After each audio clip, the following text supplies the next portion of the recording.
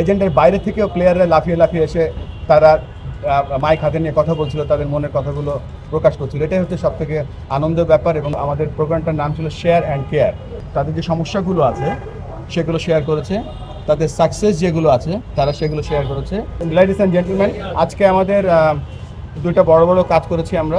আজকে আমরা আমাদের জাতীয় দলের যারা টোটাল খেলোয়াড় আছে লাল বল এবং সাদা বলে যারা খেলছে, প্লাস আমাদের সাপোর্ট স্টাফ যারা আছে, কোচরা আছে, আমরা সবাই একত্রিত হয়েছিলাম। আমাদের বোর্ডের ডিরেক্টর যারা আছেন সবাই এখানে ছিলেন। আমাদের লক্ষ্য ছিল, আমাদের প্রোগ্রামটার নাম ছিল শেয়ার অ্যান্ড কেয়ার। আমরা মনে করি যে আমাদের যেই দলটা মাঠে খেলে সেটা আমাদের একটা দল, যেই টিমটা ডাগ আউটে বসে থাকে তারা একটা দল, আর আমরা যারা বোর্ডে বসে কাজ করি আমরা একটা দল। এই তিনটা দলের অ্যাকচুয়াল পারফরমেন্স কী আমরা তাদের কাছে 8টা প্রশ্ন করেছিলাম। 8টা প্রশ্ন করার পরে তারা আমাদের কাছে ফিরে এসেছে, সেটা আমরা ডেটা অ্যানালাইসিস করে তাদের সাথে শেয়ার করেছি কীভাবে আমরা আরও আমাদের যে ইমপ্রুভমেন্ট এরিয়াগুলো আছে কীভাবে আমরা আরও বেটার করতে পারি। আরেকটা সেশন ছিল আমাদের, আপনারা জেনে থাকবেন যে আমাদের যে ইন্টিগ্রিটি ইউনিট আছে, আমাদের দেশে ক্রিকেটটাকে প্রোটেক্ট করার জন্য আমাদের কী কী করণীয়, সেই লক্ষ্যে আমরা এই কাজটা অত্যন্ত সিরিয়াসলি নিয়েছি, যেটা আমাদের চার্টারের মধ্যে আছে, ইন্টিগ্রিটি অফ দিস গেম। এটাকে এখানে ইন্টিগ্রিটি বলতে বোঝাচ্ছে কীভাবে আমরা এই খেলাটা প্রোটেক্ট করবো, যেভাবে অ্যান্টি ডোপিং। আপনারা জানেন এখন ডোপিং একটা বড় ব্যাপার, সেটা আমাদের ন্যাশনাল টিম শুধু বাইল্যাটারাল আইসিসি ইভেন্টস খেলছে না, এশিয়ান গেমসে খেলছে, একদিন অলিম্পিক্সে খেলবে। তো অ্যান্টি ডোপিং কত ইম্পর্টেন্ট, সেফ গার্ডিং কত ইম্পর্টেন্ট। তো আমাদের এক্সটার্নাল আমাদের একজন very senior x ICC general manager Alex martial is here two. তো আমরা তার থেকে একটা দিক নির্দেশনা পেয়েছি আমরা কীভাবে এই গেমটাকে এই খেলা, এই বহুল পপুলার খেলাটাকে আমরা কীভাবে প্রোটেক্ট করতে পারি, এবং তিনি আমাদেরকে আইডিয়া সেট দিয়েছেন কীভাবে আমাদের দলটা তৈরি করতে হবে। এখন একটা করে কোয়েশ্চেন করেন, অনেকে আছেন, কেউ বলবেন কিছু, অনেকে কোশ্চেন করেন। বুলবুল ভাইকে একটু জিজ্ঞেস করতে চাই, শেয়ার এবং কেয়ার যে প্রোগ্রামটা আপনারা করলেন, খেলোয়াড়দের দিক থেকে কোনো সমস্যা কি উঠে আসছে, কিংবা আপনাদের চাওয়াটা কিভাবে শেয়ার করেছেন যদি একটু বিস্তারিত। এটা আমরা যে খেলোয়াড়টা মাঠে খেলে, কিন্তু আমরা তাদেরকে কতটুকু সাহায্য করছি এবং সেই সাহায্য করার জন্য এই মুহূর্তে কতটুকু গ্যাপ আছে, ওই গ্যাপটা আমরা কবে আবার কীভাবে আমরা পূরণ করবো যাতে আমাদের প্লেয়াররা নিশ্চিন্তে ভালো মাঠে খেলতে পারে। এবং আমরা আজকে ডিসিশন নিয়েছি যে আমরা প্রত্যেক 3 মাস পর পর এরকম একটা সেশন করব, এবং আমাদের পার্টে যে খেলার জায়গাটা আছে, মানে ইমপ্রুভমেন্টের জায়গাগুলো আছে, সেগুলো আমরা কীভাবে তাদেরকে হেল্প করবো ওভারকাম করে, সে ব্যাপারে আলোচনা করি।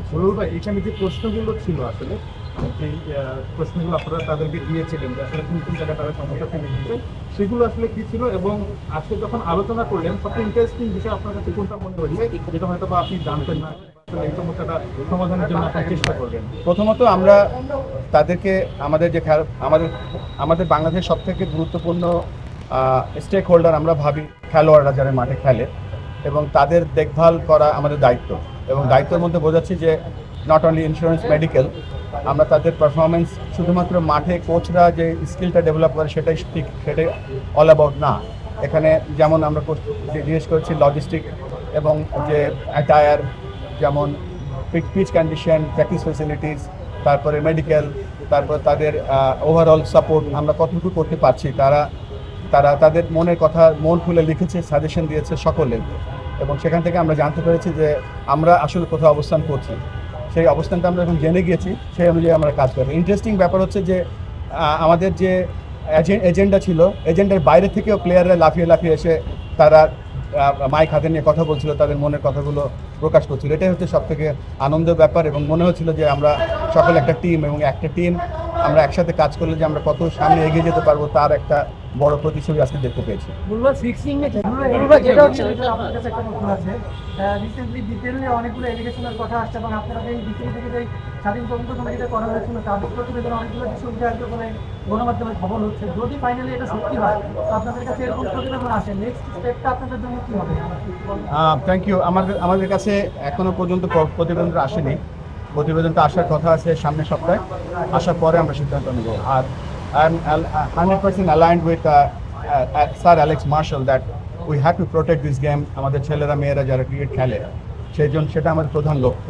এবং এখানে আমরা, আপনারা জানেন আমাদের চার্টার আছে, সেখানে ক্রিকেট ইন্টিগ্রেটেড এডুকেশন রেখেছি। সারা দেশের যত ক্রিকেটার খেলবে, ক্রিকেটের যারা অফিসিয়ালস আছে সবাইকে আমরা এডুকেশনটার সাথে সাথে দেবো, সো দ্যাট তারা জানে এবং জানবে যে বাংলাদেশের ল, ইসলামিক ল, রিলিজিয়াস ল, ভ্যালুজ সব কিছু মিলিয়ে আমরা চেষ্টা করবো যে এই খেলাটাকে কীভাবে আরও সুন্দর করে প্রোটেক্ট করা যায়। বুলবুল ভাই, যেটা হচ্ছে যে আপনারা আজকে একটা হিসাবে বসেছিলেন, এই যে ফিক্সিং অনেক আলোচনা হচ্ছে, অনেক কথা হচ্ছে, এটা আপনাদের মধ্যে কোনো আলোচনা হয়েছে না? যদি আপনি আইসিসি দীর্ঘদিন ধরে কাজ করেছেন, আপনার কোনো অ্যাডভাইস ছিল না? না, এটা আমার স্পেশালিটি না, বাট আমাদের প্লেয়ারদের সাথে যেটা আলোচনা হয়েছে, আমরা কিভাবে আরো পারফরমেন্স বেটার করতে পারি, পারফরমেন্স এনহ্যান্স করতে পারি। তারা আমাদের কাছে মনে হচ্ছে যে এক একটা প্লেয়ার হচ্ছে এক একটা হিউজ পাওয়ার হাউস, এবং এই এক একটা প্লেয়ার কিভাবে তারা বিশ্বের সেরা প্লেয়ার হতে পারবে সেই কনফিডেন্সে তাদেরকে দেওয়া হয়েছে এবং তাদের সাথে সেটা আলোচনা হয়েছে।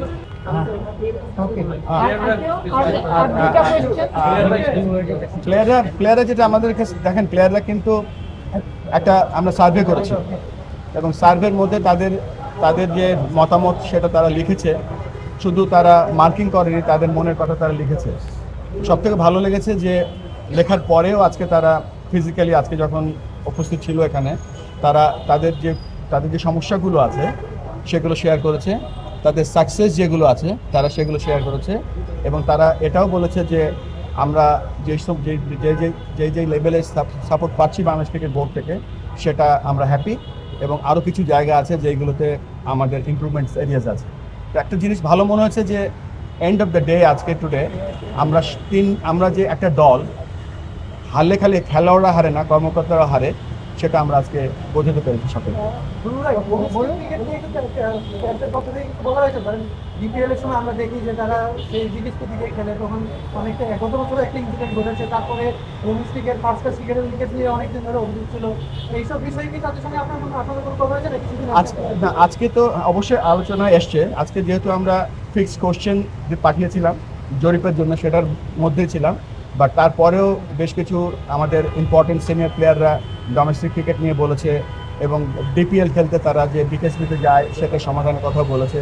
আমরা সেটা শুনেছি, এবং রেসপেক্টিভ যেই ডিরেক্টর আছে তারা উত্তরও দিয়েছে। তো সব কিছু মিলিয়ে ভালো।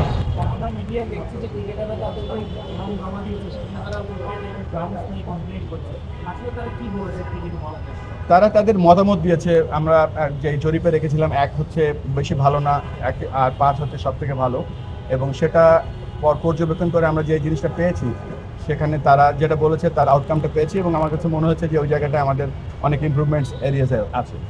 লাস্ট কোয়েশ্চেন, আমাদের জানেন যে তারা এখন আমাদের নারী ক্রিকেটাররা বিশ্বকাপ খেলতে যাবে ইন্ডিয়াতে, এবং তারা এখন এই মুহূর্তে প্রশিক্ষণ করছে বিকেএসপিতে, এবং তাদের সাথে আমরা অলরেডি যোগাযোগ শুরু করেছি, এবং খুব তাড়াতাড়ি। ম্যাচটা আপনি দেখতেছিলেন মেয়েদেরটা, এবং আপনি মনে করেন কিনা যেটা suitable preparation for world cup? No, এই মুহূর্তে সেটা না। আমরা কথা বলছি ক্রিকেট অপারেশনসের সাথে কিভাবে আরো বেটার কিছু করা যায়। লাস্ট আমি একটা কথা বলতে চাই আপনাদের কাছে। দেখেন, আজকে যে সেশনটা হলো শেয়ার অ্যান্ড কেয়ার, এখানে খেলোয়াড়রা এবং কর্মকর্তারা আমরা বসেছিলাম, কিন্তু আমি পার্সোনালি চিন্তা করি আপনারাও আমাদের খেলার একটা অংশ, আমাদের দলের একটা অংশ।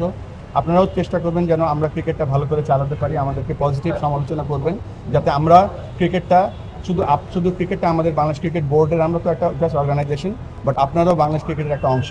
আমি আশা করবো আপনাদের সহায়তা সবসময় পাবো, সো দ্যাট আমরা ক্রিকেট এই আইসিসির যে কোনো একটা বিশ্বকাপ খুব তাড়াতাড়ি আমরা ভালো করবো, এবং আপনারা সেটা একটা পার্ট থাকবেন। Thank you so much.